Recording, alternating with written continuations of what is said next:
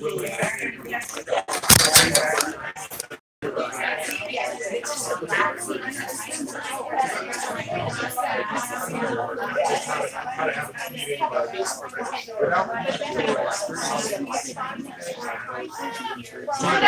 invite you all to take a seat again? I want to make sure I get something handed out and we finish the last part. Oh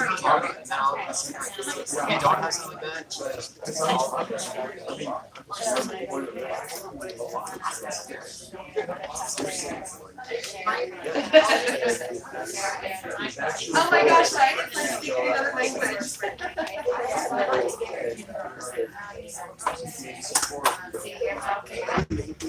Thank you. If I could invite you to take your seats, I have a couple of housekeeping steps. One is I realize that on the sign-up form, I don't have a space for organization. Some of us are from faith communities, schools, neighborhood councils. And so for our purposes, it would be helpful if you could just write next to your name what your constituency is, or maybe you're just a neighbor and resident, that's fine too. We love everyone being here today. But it's just helpful for us to know which communities are here so that we know how to best. If somebody was here and who's left from the organization, if you see their name, you might just fill in who they are. Secondly, I'm passing around a really important this cheat sheet that Jonathan referred to about how to talk to landlords. Has information about the kinds of services, the plus side, the support services, both for landlords. So we're just going to pass that around. I'm going to keep one, and I'm going to give Jonathan back his original. Great. And then I want to just draw your attention to the fuller vision of what Noho Home Alliance and the advocacy table of Noho Home Alliance is engaging in. We don't just want to do one educational event, although that's great, and send you off and never see you again. The hope is really to create a network of advocates and to support you in that process. And it looks like this, and it says campaign timeline. Can everyone find it? It's supposed to be page 2, but I think in some of them it's the 3rd page of the packet, 3rd or 4th page. Oh, there's this training is really the launch of a 3-month campaign, a 3-month advocacy campaign, where we are inviting you to go forth into the world, into your networks, into your neighborhoods, into your faith communities, your neighborhood councils, your schools. And what we are suggesting is that, number 2, you hold some kind of an educational event for other people. If you are just you're a resident, invite your neighbors over for coffee and share with them what you've learned today. If you are from a faith community, hold an event at your faith community about rapid rehousing and a program that you're having. If you are a member of the neighborhood council, homeless committee, for example, or the neighborhood council, have an event where you share this information that you've learned today. The goal that we have of this campaign is to try to identify as many people that we know who would be willing to sit down and have a conversation with Jonathan and his team. That's the goal. It's not that we are trying to hand people contracts and have them sign on the dotted line. The goal is to identify any meeting, you, the person, and somebody from Jonathan's team. So the process is you take your information, you brush up on everything, you read through the materials that we'll send out electronically. You go back to your community, hold an educational event or maybe a series of different educational opportunities.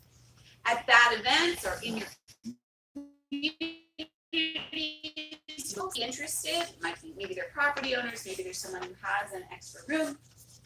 And then you hold one-on-ones with those people. You sit down, you talk with them, you ask them, what do they know about housing subsidies? What do they know, what kind of properties do they have? How do they feel about these sorts of things? And you try to get them through that one-on-one to feel comfortable with the prospect of actually considering making space available, units, rooms, make space available for someone receiving a housing subsidy. And the end of that conversation is the ask to meet with Jonathan and the team. In order to support you in that process, we've provided you with some materials. You'll see, for example, there is in the packet a sign-in sheet that you can use at your educational desk. I'm somewhat fanatical about this, but contact information and people's names are really important when you're trying to do this kind of work. So I urge everyone, anytime you have a meeting of any kind in your community, have a sign-in sheet. Here it is, you get the main contact information, because you can't always remember who was at the meeting, who or not. So you can use this for your educational. And then following the educational event, once you sit down to have a one-on-one, and we'll look at this, maybe if we have a little time, we'll look at this a little more closely. But you'll also see there's a sheet that is a one-on-one outline. This has some suggested questions that you could pose as when you sit down to do a one-on-one. It's also a sheet that you could copy and use and take notes on each time you have a one-on-one so that you can, it helps you remember. And you can write the person's name and so on. And there's some guidelines on how to conduct a one-on-one on that. And then in addition, you'll see a sheet with a table. This is a tracking sheet to help you keep track of whom have you contacted and how has that follow-up gone. And it enables you just to keep track. Who's the person that you want to contact? How are you going to contact them? Follow up. Did you schedule a one-on-one? Maybe make a note about a summary of the one-on-one. Was this like a yes? They're really passionate about it. They want somebody to move in tomorrow. Or is it somebody who maybe needs a little more work? Have you called LA Family Housing to schedule a three-way meeting? Have you confirmed the date for the three-way meeting with the landlord in LA Family Housing? Did you have that meeting, and do you want to, summarize it? And then any other notes. So this is a tool we just give you so that you can, to help you with that process. And one of the reasons I ask you to do this, it's not that I want the contact information. What I'm looking for is data. We are a data-driven program. I have a data person right here. And want to give us money to do, want to see if we actually are contacting people. So your information back to me. It's not that I want the names, but I do want, it would be helpful to know how many people did we call? How many people did we actually have one-on-ones with? How many people did we actually get to LA Family Housing? LA Family Housing would like to know that. Successful in Noho, Studio City, Valley Village, then maybe we need to be doing this in West Hill, or we need to be doing it in Sherman Oaks, or we need to be doing it, in other parts of the life. So we're kind of the pioneers here, and we use the data to try to determine whether this is an effective way of doing this or not. We think it is, but the data will help us determine that. Finally, to support us in the process, we are inviting everyone back here for a kind of check-in and get some support meeting on Sunday, April 7th at 2 p.m. This is like an in-between check-in to give people a chance who've been doing one-on-ones to come back and say, you know what, I'm not getting anywhere, I'm having trouble advocating for the program, or I need more information, or have people come and say, yeah, it was really successful, and this is why. These are some of the things I did, so we can share best practices. So we invite you to come back Sunday, April 7th for a check-in and for some support to brainstorm next steps. Then we are also inviting everybody back on Sunday, May 19th at 2 p.m. for a little celebration. We'll celebrate. How many people did we get? How many, did we place anybody? Did anybody get signed up on the dotted line? Who knows? usually doesn't work quite that quickly, but you never know. You never know. And I say you never know because you never know who actually has a room available.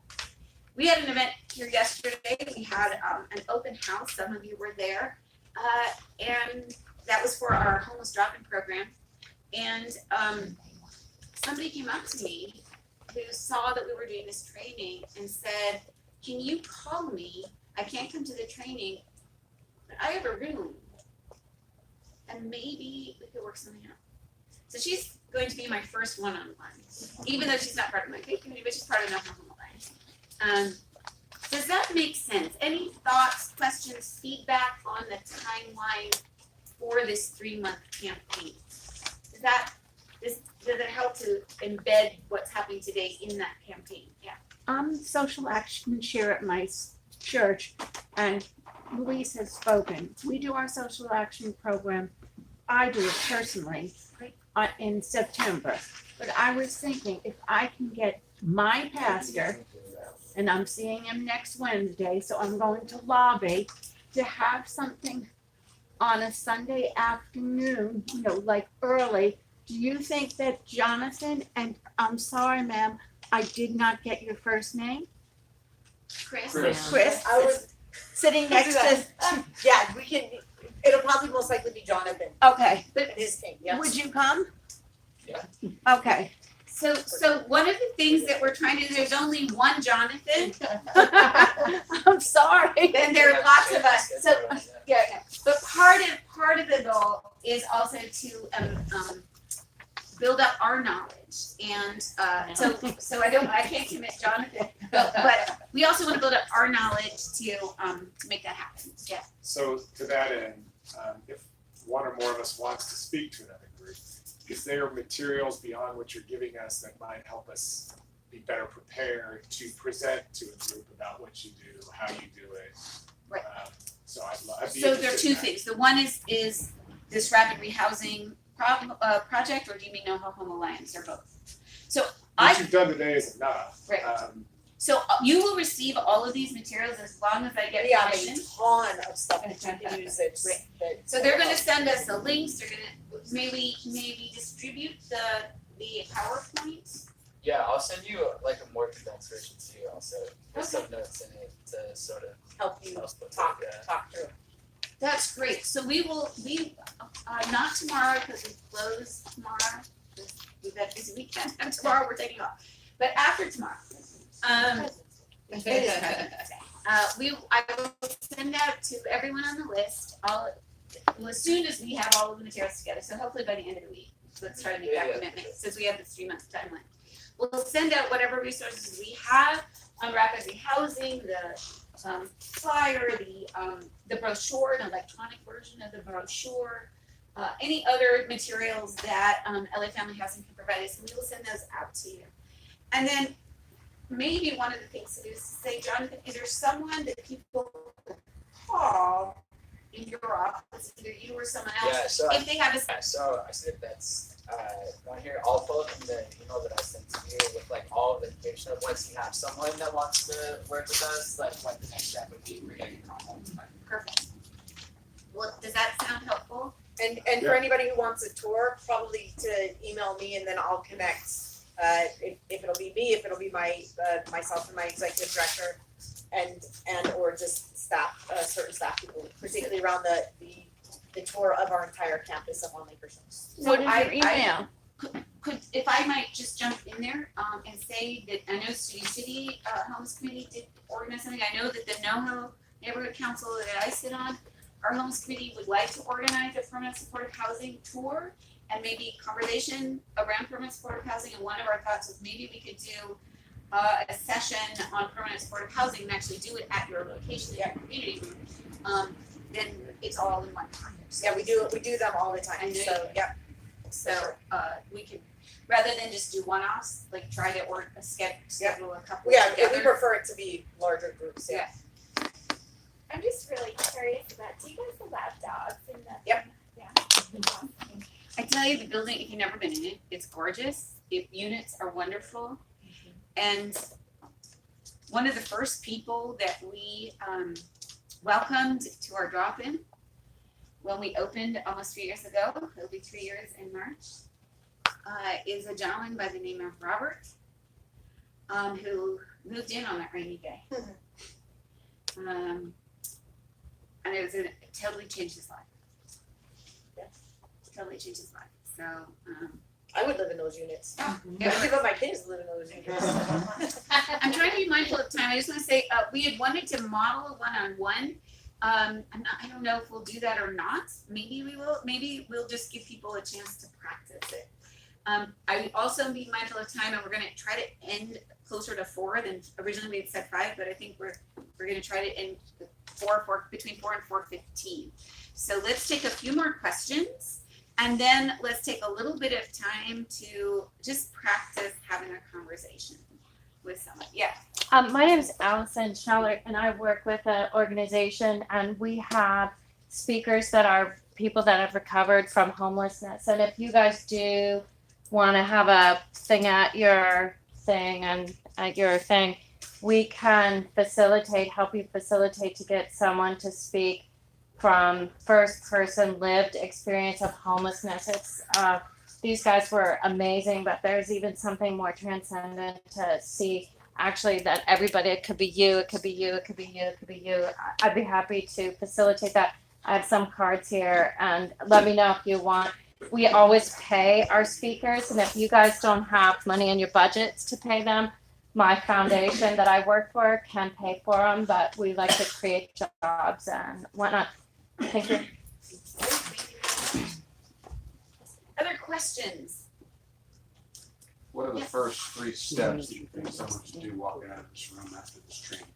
I think the first one would be to really take inventory of who you could reach out to.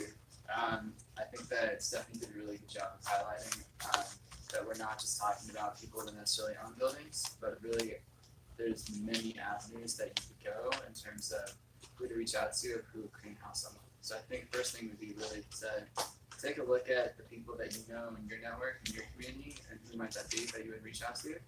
And then I don't think it's that complicated. I think simply reaching out, being like, hey, I went to this presentation led by, a young, charming, handsome individual, and all this great information. Like, I'd love to talk to you about it. Right. And then really, I guess assess like how comfortable you feel talking about it, and if there's things that you would like to go over, I'll give out my contact information. I'm happy to help with that. But then really just having that conversation with them, and then I'll provide Stephanie with information for next steps of if they are interested or if they do want to learn more, talk to us directly. And see with that. Great. I guess the follow-up, so this presentation's all been about how to find units for housing. But you talked about other goals of the organization, so if we're gonna take this and present, are those other goals of equal importance that should be presented at the same time? And if you can give a quick summary of them, Absolutely. I'd love to hear what they are. Absolutely. So Noho Alliance is a nonprofit community organization that we started here to mobilize people to address issues in the neighborhood, homelessness and housing being the primary ones right now. Our website, nohohome.org, has a lot of current information. It's a really good resource. The work that No Home Alliance does is primarily around 3 areas. One is housing advocacy. That's what you see here. And we have an advocacy table that consists of volunteers.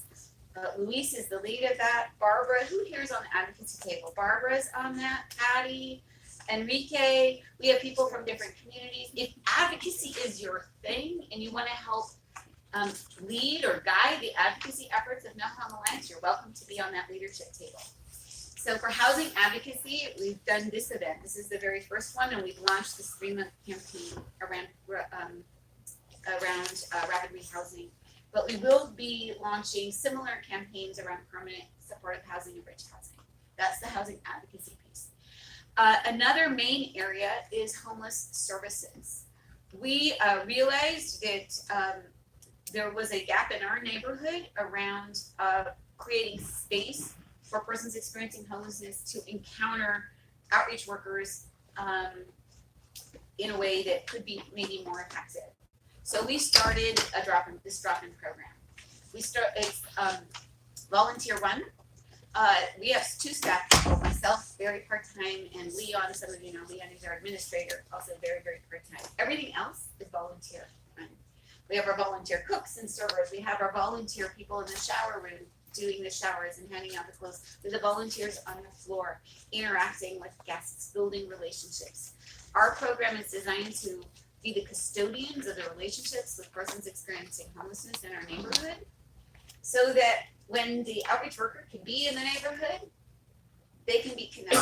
So that when the nurse is here, they can be connected to medical care. So we are always looking for volunteers to actually do direct work with that homeless services piece. We started on Wednesdays from 8:30 to 12:30. We are now expanding to Mondays, starting March 11th. For information about that, we do have a volunteer registration form up here. So you are welcome to take that and it sort of details. We have direct service opportunities to interact, but we also have background roles, donation sorting, data work. One of the things that we do that LA County hasn't do right now is we provide a mailing address. It sounds like a tiny thing, but it's huge. Because without a mailing address, where do you get the ID that you lost from place? Where do you get your birth certificate?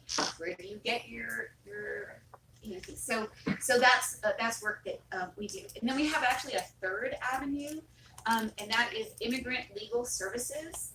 We are just launching that portion, and Sally, who is here volunteering, she's the lead of our immigrant legal services table. And the goal for us, we are embarking on a year-long process to become a recognized organization of the Department of Justice Executive Office of Immigration Review. To be able to be a mini Esperanza. Some of you may be familiar with Esperanza Catholic Charities. They run the most robust legal services program for persons who are undocumented, who are seeking a change of status. 75% of undocumented people in LA County live in what we call mixed status households. And because they are in mixed status households, maybe they're living with a parent that is a US citizen.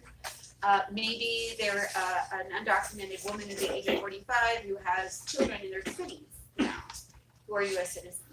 Those persons have legal pathways to legal residency in the US, but for various reasons often do not pursue those pathways because they're complicated, they cost money, and you have to have a lawyer or legal services that you can trust. And so we are looking to open a clinic, a legal services clinic here.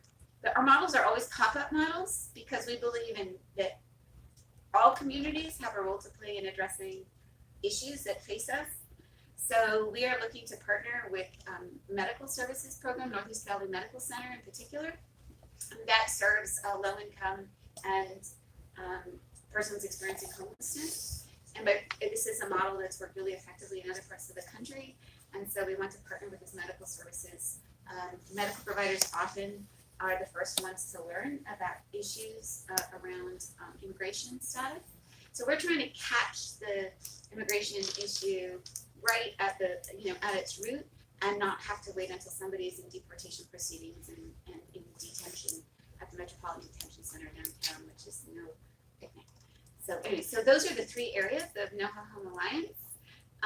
We've got people who are happy to come and talk to you about that or your organization more fully about that piece. Our interface with LA County Housing has been around both the homeless services piece. I want to extend the invitation to all of you and to your communities to come to the drop-in on Wednesdays so that you can actually experience it. The drop-in is not it's not clinical. It's how do you describe it, Luis? Well, The atmosphere. the atmosphere is kind, compassionate, experienced, and a bunch of folks that just are not going to co-sign that you're going to let folks in the community fall below a certain dignity line. It's the stand. And so the Alliance for me, and why I accepted a position to be an advocacy lead for the Alliance and shifting out of my term with the pantries, because we're feeding everybody over there, but we gotta get people off the street. So I put on my clients, and this little church kept coming up in my ear all the time that was actually getting something done and was able to have a program stick that we could not make happen at the pantry with our 13, 15 congregations, because by design, this is like your living room. In answer to your question, you're coming in, there's a movie on, there's people making eggs, and it's got that relationship building component, like parenting, like anything else, that as human beings, we have to have continuity and love in our life. And that initial stop is right here. So we have that available. That's what, Yeah. can I elaborate? Yeah, please. So, yeah. You close us out. Okay, well, and then so everybody understands what, and forgive me, I just have to speak in tactics and strategies. The homeless, the North Hollywood Interfaith Food Pantry, when I started 15 years ago, I've been the director for 10 years, volunteer elected guy. You had the wake of the recession, 40,000 people fed, et cetera, et cetera. Then the recession ends, and from 2010 to 15, we're up 17% in homelessness. I can feel it. I know there's a problem. I go talk to Eddie Sanders. And this lady I knew for years, but we never talked. You know why? Because she was always so busy. She'd always show up right there when we were figuring out. I said, hey, we're going to do this census count. What do? I'll be at deployment site for Studio City. Oh, there's Chris again. Hi, I'm busy.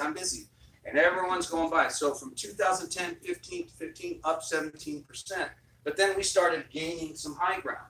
We got the initiatives passed. People started talking, and then it's no longer we're running by each other, just organically. It's like, Chris, hey, we're on Facebook now. We knew each other 5 years before that. It's true. I'm talking to John because we're always, the social services side, the faith-based side is strapped and just getting their butts kicked in the higher purpose battle. But now we've unified in District 2 right here, and that's where you guys are. So by design, it always ends up being the same thing. We don't have any place to put our people. We're doing great. They're coming to the drop-in. They want the help. Okay. Well, here's your number, here's your list. It's going to happen. Have faith. And there's no place to put them. And you guys are all here as part of the tactical plan because we understand congregations, we understand relationship, and we've witnessed it where you talk to somebody, and however you need to sell it, however you need to make it happen, to have someone that's in an inhumane living condition, it cannot be good for our society, folks. Please. I'm old enough to know. I've lived in Los Angeles when it wasn't a problem, where it wasn't a big issue. And now it's normal for the kids. And to me, that's a scarier stigma than anything. So I'll tell you this, from 2015 to 2018, we got our statistics and we looked, and seniors are on the rise and the homeless population are on the rise. But over here in our little neighborhood, because of all the efforts of all of you and your committees and everything, we're down, our homeless clients, about 6%. I wish I could say it was 50, my ego would be pumped up, but it's about 6%, and that's a fairly accurate thing. So do not underestimate the value of somebody. Every little action that you do makes something happen. I'm telling you, I would never think I would be this far along, or we would be this far along. It's a pantry or a band with misfit toys working together, senior citizens, and all kinds of stuff, and good things will happen. So I appreciate you. We appreciate you all being here. Thank you. A lot of love in the room, but we need some action. Okay, you guys, if you're all in, we look forward to seeing you the next time. Great. So can I just get a show of hands? This is the open meeting. Who can commit to coming back on whatever the date was that I could do? Come back Sunday, April 7th at 2:00. Who's willing to come back at least to represent the organization, to check in and get a little bit of support? We'll be gone, but we'll follow up in a different way. We'll follow up in some way. Okay, great. Who is ready? Who feels ready? No. Do you all know what your next step is going to be? What's your next step going to be? I'm going to email my students. We just wrote a newspaper article about this issue, an interview. So I'm going to email them and run down some tangible steps that they can take in their communities. Great. Another step going to be. Anybody will do this. However, next week, aside to the violations, is they have a granny nanny. If they ever sell the place, I could ask them, do you have a granny or nanny, or would you like someone in there? There you go. Tell your neighbors. Next step. She's already got one. Write that on the list. Oh, great. Next step. But presenting to our schools, what you guys are doing and trying to bring a larger group into it, so. that'll be That's terrific. And what's the school? Campbell Campbell Hall. Hall? Next steps, Richard. I think that will look to the information that comes in and try to publish a newsletter, kind of a post, our neighborhood council newsletter to get this information out into that mailing list and network. Great, that's right. Next steps. I'm gonna talk to my neighbor's lodge because I know I have a backyard that could come be converted and some of my neighbors who have garages in the area. We're on single family dwelling lots that there's no reason why we can't convert it Do an to ADU. Next steps. I'll talk to my property manager because there's other buildings that they own, so I might take that. Great. Next steps. We're going to talk to our church community at some point in the next few weeks, set it up with Dan so that we can make a presentation. And I've already talked to Jonathan about maybe identifying some advocates that could go out to some groups. I'm a former educator who was involved in Kiwanis, and I think you need to contact PTA groups, Kiwanis groups, Moose Lodge, VFW groups, etc. And I told him I'd be willing to go 2 nights a week, or I know some business association in the West Valley that I'm contacted with, they meet at lunch on Fridays. And you might be able to find just one person who either knows someone or can do something to help identify housing. Also, if you want a copy of the brochure, if you want to see the summary, I have Great. several copies of the brochure. So I took a next step, not even down. There you go. Yeah, and do go onto our website. We do keep it updated. It's the information is there. And come by on Wednesday. You will always find us from 8:30 to 12:30. You'll find Sally, you'll find Spencer. Spencer can take us the bagels. That's I toast it. bagels. Sally does insane. Because come and visit us. Enrique, as the professional organizer, everything. I don't know. It's Sunday, as somebody said it, and to be here. Whatever routine you have on Sundays is great. I just hope that on the 7th we have good news to report. We already have one unit there, Yes, and I've got thank you this so lady much. from yesterday. And I am looking forward to the conversation about permanent supported housing. That's what the campaign everyone in it's about. Right. And yeah, thank you. Great. Can I just Yes, say one Chris. final thing? I think the thing to always remember when you're having conversations with people around people that are experiencing homelessness is remember we all have a why. Why you want it resolved, whether it's that you don't want someone urinating on your lawn or needles outside or sex predators potentially close to your kid's school as they're walking to school. There's a lot of reasons why this is not okay. For me, it's much more personal. I believe that housing is a human right. And that I don't know how we're supposed to walk over human beings sleeping on the street and think that there's anything okay about that. It is not a government problem. It is an every single one of us problem. The government alone cannot solve this. We have to do our part. And so whatever part that is, and develop an understanding people's opposition might help you start to have the conversation about how you agree. And maybe what you agree on is different, right? Like somebody says, I don't want them urinating on my lawn. That's a very public health related thing. Where do you think that goes into the water stream? I don't like it because I think it's a human right. How do we get to the same place, which is how do we end homelessness? Basically, when they say they hate it, we all hate it. So how do we end it? And how do we give people dignity and respect to sleep indoors? How do we make that happen for them? And so I am really grateful that you guys gave up a Sunday. This is our job, right? We get paid to do this regardless. But you don't, and you give up a Sunday to be here. So I'm really appreciative for whatever your why is, to help spread the message to other people's why as well. Can I also add something? It's essential that we call our council people and email our council people.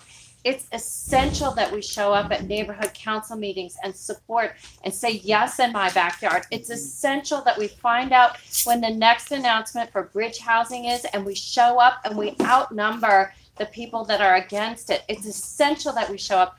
And now that we've seen how Amazon got shot down in Brooklyn, we just have to show up because we have the power. And we do, and that's why we do advocacy. And That's so, right. we will continue to, any information we get, we'll share so that we can make it happen. And Barbara, we'll give Barbara the last word. This is just a very good housekeeping.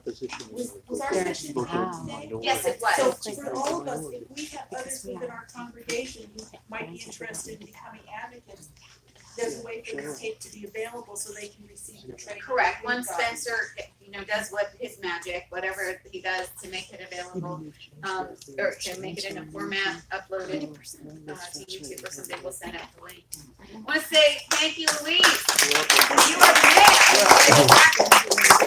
This is one of the incredible women who wasn't mentioned, Barbara Motes, who helped out with this whole.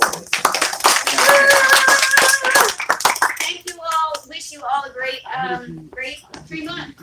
See what housing we can create.